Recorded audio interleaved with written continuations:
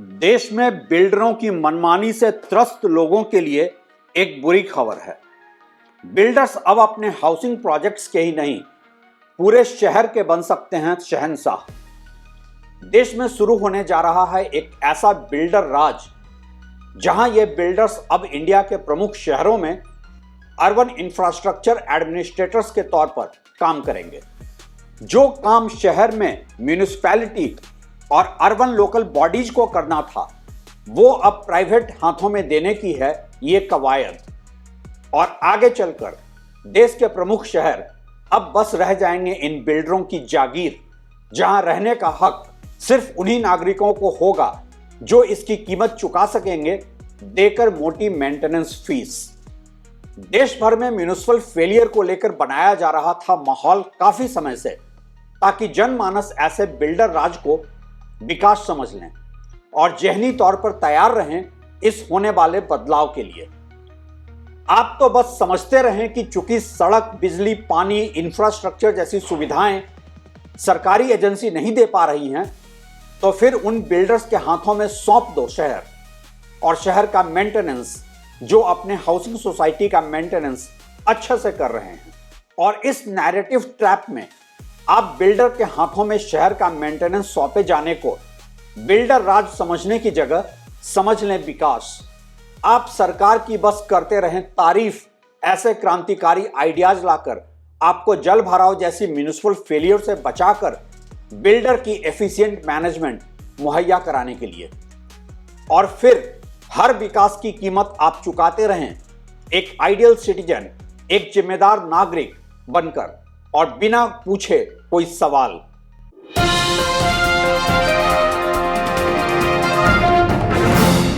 नमस्कार, आप देख रहे हैं ट्रैक टू रियलिटी और मेरा नाम है रवि सिन्हा।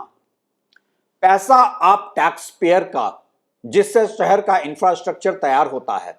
शहर भी है आप आम नागरिकों का, लेकिन शहर के एडमिनिस्ट्रेटर्स या मालिक बनेंगे अब बिल्डर। वजह या फिर बहाना है म्युनिसिपल फेलियर। मॉनसून में हर तरफ जल भराव, ट्रैफिक जैम और आम जीवन अस्त व्यस्त, लेकिन इसी बहाने से अब आपका शहर जाने वाला है इन प्राइवेट बिल्डरों के हाथों में, और इसके मेंटेनेंस की कीमत वो वसूलेंगे आपसे। वैसे ही जैसे कि मेंटेनेंस के नाम पर मनमानी कीमत वो वसूलते हैं आपकी हाउसिंग सोसाइटीज के अंदर। ये तो है बस बिल्डर राज की शुरुआत। ईस्ट इंडिया कंपनी का नया संस्करण बनेगा बिल्डर इंडिया कंपनी। जिस तरीके से देश में इस बार मॉनसून पर बात म्युनिसिपैलिटी फेलियर की कम हो रही थी और म्युनिसिपल फेलियर के बहाने एक अलग ही माहौल बनाया जा रहा था, उससे एक कॉन्स्पिरेसी थ्योरी साफ तौर पर दिख रही थी। ऐसा इसलिए कि म्युनिसिपल फेलियर के बहाने कहीं ज्यादा बात हो रही थी कि कैसे कुछ बिल्डर्स अपने प्रोजेक्ट को इतना अच्छा मेंटेन करते हैं। जब एक बिल्डर अपनी सोसाइटी को इतना अच्छा मेंटेन कर सकता है, तो सरकारी एजेंसी क्यों नहीं कर पाती है शहर का मेंटेनेंस। ये आर्गुमेंट देते हुए ये इन्फ्लुएंस पेडलर कहीं नहीं बोल रहे थे कि देश के म्युनिसिपल बॉडीज को तो पैसे भी इतने कम मिल रहे हैं कि वो जिम्मेदारी निभाएं तो निभाएं कैसे। उनके लिए काम करने का ना कोई इंसेंटिव है और ना ही काम ना करने का कोई डिसइंसेंटिव। एक रियल एस्टेट और अर्बन पॉलिसी को समझने वाले पत्रकार के तौर पर इन सब से मुझे ऐसा लगा था कि कहीं कुछ तो है जिसकी पर्दादारी है। एक ऐसा खेल मुझे दिख रहा था जिसके लिए यह सब महज एक नैरेटिव बिल्डिंग था और बड़े ही जबरदस्त तरीके से चल रहा था एक प्रॉक्सी पैरेलल पीआर, कुछ बड़े बिल्डर्स का भी खुद को शहर के मेंटेनेंस का मसीहा दिखाने का। और फिर आ ही गई खबर कि बिल्डर्स अब अर्बन इंफ्रास्ट्रक्चर एडमिनिस्ट्रेटर्स के तौर पर काम कर सकेंगे। लेकिन यह सब मैं अब खबर के पब्लिक डोमेन में आने के बाद नहीं कह रहा हूं। आप YouTube पर मेरे पिछले कुछ महीने के कई वीडियो देख सकते हैं मेरे ऐसे अंदेशे को लेकर। न सिर्फ अपने इस चैनल पर, बल्कि मैंने शिवा असलम फहमी के पॉडकास्ट किंतु परंतु पर यह सवाल काफी डिटेल्स में उठाया था। टेलीकास्ट की तारीख थी कोई 2 महीने पहले की। मेरा स्टैंड यह था कि अगर म्युनिसिपैलिटी फेल हो रही हैं, तो उसके रूट कॉज एनालिसिस की जरूरत है। उन्हें फाइनेंशियल ऑटोनॉमी दिए जाने की जरूरत है, उन्हें जिम्मेदार बनाए जाने की जरूरत है और भ्रष्टाचार को रोके जाने की जरूरत है। आप देख सकते हैं इस वीडियो में कि मेरा ये अंदेशा और मेरा ये स्टैंड इस खबर के पब्लिक डोमेन में आने के काफी पहले से ही था। एक परसेप्शन क्रिएट किया जा रहा है जिसके पीछे एक बहुत बड़ा खेल चल रहा है, जिस पर खुलकर कोई बात नहीं करेगा क्योंकि एक प्रॉक्सी पीआर हो रहा है। आप बहुत सारे जर्नलिस्ट को देखेंगे, वो अलग अलग पॉडकास्ट में, अलग अलग न्यूज में आकर बोलेंगे कि गुड़गांव देखिए ऐसे डूब रहा है, म्यूनिसिपैलिटीज फेल कर चुकी हैं, और देखिए एक प्राइवेट बिल्डर, किसी एक बिल्डर का नाम लेकर वो कैसे इतना अच्छा मेंटेन कर रहा है। और यहीं पे मुझे लगता है कि सबको अलर्ट हो जाने की जरूरत है कि एक गलत डायरेक्शन में पूरे डिबेट को ले जाया जा रहा है। ये डिबेट कुछ ऐसा है जैसे कि आपने एमटीएनएल और बीएसएनएल को लेकर किया था कि ये फेल कर रही हैं, देखो ये फेल कर रही हैं तो प्राइवेट एयरटेल और जियो कितना अच्छा कर रहा है। एक्चुअली वो फेल नहीं कर रही हैं, उनको फेल कराया जा रहा है क्योंकि आप प्राइवेट बॉडीज के हाथ में सब कुछ देना चाहते हैं। मेरा सवाल ये उठता है, क्या आप अब शहर का पूरा म्युनिसिपल मेंटेनेंस भी प्राइवेट पार्टीज को दे देंगे? और अगर आप शहर का मेंटेनेंस प्राइवेट पार्टीज को दे देंगे तो उसके बाद उसका कॉस्ट बियर करना, ऐसे ही शहरों में घर खरीदना, और शहरों में कॉस्ट ऑफ लिविंग क्राइसिस है। अगर हम उसके बाद प्राइवेट पार्टीज के हाथ में म्युनिसिपैलिटीज देने लगेंगे, जिसके लिए कि पूरी तैयारी चल रही है, जिसके लिए एक पूरा नैरेटिव बिल्डिंग हो रहा है, एक परसेप्शन मैनेजमेंट किया जा रहा है, एक प्रॉक्सी पीआर हो रहा है। सबसे पहले समझना होगा म्युनिसिपैलिटीज फेल हुई हैं। हाँ, ये सच है, म्युनिसिपैलिटीज फेल हुई हैं, लेकिन म्युनिसिपैलिटीज फेल हुई हैं या उनको फेल किया जा रहा है? मैं आपको एक एग्जांपल देता हूं। हम इंडिया के एनसीआर की जब बात करते हैं तो प्रैक्टिकली हम कैपिटल सिटी की बात कर रहे हैं। हमसे कहीं weaker economy African country Kenya में आप नैरोबी जैसे शहर को जाकर देख लें, हमसे बेटर कैसे मैनेज हो रहा है, और वहां पर गवर्नमेंट एजेंसीज ही मैनेज कर रही हैं। मैं तो बार बार पूछता हूं कि म्युनिसिपैलिटी के फेलियर के बहाने म्युनिसिपैलिटी के रेलिवेंस पर क्यों सवाल उठाया जा रहा है। मतलब कि लॉजिक ऐसा कि अगर हाथ में दर्द ज्यादा है तो हाथ काटकर ही फेंक दो, बार बार दर्द होता है। और मैं तो बार बार पूछ ही रहा था कि अगर बात म्युनिसिपल फेलियर की है तो साथ में ये इन्फ्लुएंस पेडलर, ये बिल्डर्स के पेड पत्रकार और ब्रांड मैनेजमेंट की दुनिया के कुछ बड़े चेहरे ये क्यों बोल रहे हैं कि देखो देखो फलाना बिल्डर कैसे मैनेज कर रहा है उसी शहर में अपने प्रोजेक्ट को। और मेरा वो असेसमेंट, वो एक डर आज सही साबित होता जा रहा है। टाइम्स ऑफ इंडिया की एक खबर के मुताबिक सरकार अब 1 लाख करोड़ का अर्बन चैलेंज फंड लॉन्च करने जा रही है, जहां की रीडेवलपमेंट जोन में प्राइवेट बिल्डर्स को अर्बन इंफ्रास्ट्रक्चर एडमिनिस्ट्रेटर का रोल दिया जाएगा। सरकार का ऐसा दावा है कि इससे अर्बन सिविक इंफ्रास्ट्रक्चर में सुधार होगा, जब ये प्राइवेट प्लेयर्स एसेंशियल सर्विसेज जैसे कि रोड और वाटर सप्लाई को डेवलप और मेंटेन करेंगे। और इसमें फाइनेंशियल सपोर्ट रहेगा केंद्र सरकार, राज्य सरकार, बॉन्ड्स और लोन्स का।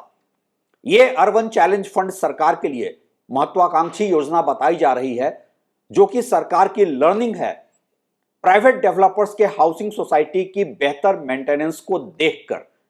हाउसिंग सोसाइटी की बेहतर मेंटेनेंस? वाकई? Are you serious guys? कभी किसी ने घर खरीदारों के अनुभव को भी सुना है क्या इन तथाकथित बेहतर मेंटेन्ड सोसाइटी के अंदर? कितनी भारी कीमत वसूली जा रही है इसमें, कितना बिल्डर का मुनाफा है, यह भी किसी ने कैलकुलेट किया है क्या? कैसे शोषण होता है आम घर खरीदारों का हाउसिंग सोसाइटी मेंटेनेंस के नाम पर इन बिल्डर्स द्वारा, यह कौन नहीं जानता है। आज महानगरों में जो कॉस्ट ऑफ लिविंग क्राइसिस है, उसकी एक अहम वजह है ये बिल्डर और इनका ये तथाकथित मेंटेनेंस। खैर, क्रोनिक कैपिटलिज्म के इस दौर में ऐसे सवाल पूछना भी देशद्रोह बता दिया जाता है, लेकिन सवाल तो हम पूछेंगे ही। आखिर बिल्डर क्यों डेवलप और मेंटेन करें रोड, वाटर सप्लाई, सैनिटेशन और ट्रांसपोर्टेशन? सस्टेनेबल अर्बन डेवलपमेंट के लिए, शहरों को ग्रोथ सेंटर बनाए जाने के लिए जिम्मेदारी बिल्डर्स को क्यों मिले, और वो भी देश के 1 लाख करोड़ के फंड के साथ? क्या यह काम पब्लिक सेक्टर के अर्बन लोकल बॉडीज और म्युनिसिपैलिटीज का नहीं है? एक पैरेलल प्राइवेट बॉडी क्रिएट करके क्या देश के महानगरों में म्युनिसिपैलिटी और अर्बन लोकल बॉडीज को खत्म करने की जरूरत है आज? और यह सब क्यों होने दिया जा रहा है टैक्स पेयर के पैसों से? क्या लवासा का एक उदाहरण काफी नहीं है कि क्या होता है जब शहर प्राइवेट हाथों में चला जाता है? हाउसिंग और अर्बन अफेयर्स मिनिस्ट्री ने भी पब्लिक इन्वेस्टमेंट बोर्ड पीआईबी, जो कि गवर्नमेंट फंडेड प्रोजेक्ट के लिए इंटर मिनिस्टेरियल पैनल है, उससे कहा है कि प्राइवेट बिल्डर्स को अब अलाउ किया जाएगा कि वो बैंकेबल अर्बन इंफ्रास्ट्रक्चर प्रोजेक्ट्स लाएं और उसे यूसीएफ अर्बन चैलेंज फंड के तहत वित्तीय सहायता मिलेगी। हालांकि कहा यह जा रहा है कि ऐसे प्रोजेक्ट्स को स्टेट गवर्नमेंट या अर्बन लोकल बॉडीज से एंडोर्स कराना होगा और केंद्र सरकार के वित्तीय सहायता को स्टेट लेवल के एस्क्रो अकाउंट से ही ऑपरेट किया जाएगा। अर्बन चैलेंज फंड की बात पिछले बजट में भी हुई थी। इस स्कीम के तहत बैंकेबल प्रोजेक्ट्स के लिए केंद्र सरकार 25% वित्तीय सहायता देगी। 50% पैसा बैंक्स, बॉन्ड्स और पब्लिक प्राइवेट पार्टिसिपेशन से आएगा और 25% पैसा राज्य सरकार और अर्बन लोकल बॉडीज को देना होगा। इसमें पीआईबी की रिकमेंडेशन है कि ऐसी योजना स्टेट कैपिटल्स, वो महानगर जहां की आबादी 10 लाख से ज्यादा हो या फिर इंडस्ट्रियल शहर जहां की आबादी 1 लाख से ज्यादा हो, वहां रोल आउट होनी चाहिए। पहाड़ी क्षेत्रों के लिए ऐसी एक अलग सब स्कीम की भी बात हुई है। 1 लाख से ज्यादा की जनसंख्या वहां होनी चाहिए। अर्बन प्लानिंग के ज्यादातर एक्सपर्ट्स अभी सवाल उठा रहे हैं कि ऐसे स्कीम के ऑपरेशन और मेंटेनेंस को लेकर उनकी आशंका है कि स्टेट गवर्नमेंट्स ऐसे प्रोजेक्ट को कैसे क्लियर करेंगे अगर बैंक्स राज्य सरकार की गारंटी के बाद भी आगे आकर प्रोजेक्ट को फाइनेंस ही ना करें तो? बैंक लोन का रीपेमेंट एक अलग ही चैलेंज है। ऐसे महत्वाकांक्षी स्कीम के लिए बैंक को फाइनेंस करने में कोलैटरल की गारंटी भी चाहिए होगी और इसका इंटरेस्ट भी ज्यादा होगा।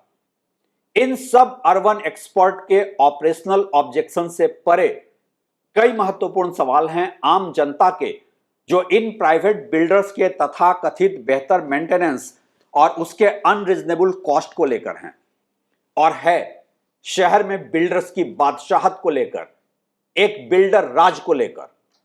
क्या टैक्स पेयर्स का पैसा म्युनिसिपल बॉडीज और अर्बन लोकल बॉडीज के बजाय प्राइवेट बिल्डर्स को देना पब्लिक एजेंसीज को कमजोर करने की कवायद नहीं है? 1 लाख करोड़ का केंद्र सरकार का खर्च टैक्स पेयर का पैसा है, तो क्या सरकार यह गारंटी लेगी कि प्राइवेट हाथों में देने से इसमें भ्रष्टाचार नहीं होगा? क्या सरकार यह गारंटी लेगी कि टैक्स पेयर्स के पैसों से मेंटेन करने वाले बिल्डर्स म्युनिसिपल बॉडीज और अर्बन लोकल बॉडीज से ज्यादा खर्चीले साबित नहीं होंगे? क्या शहरों में आम लोगों पर ऐसे प्राइवेट बिल्डर्स की मोनोपोली बढ़ने से इंफ्रास्ट्रक्चर का कॉस्ट नहीं बढ़ेगा?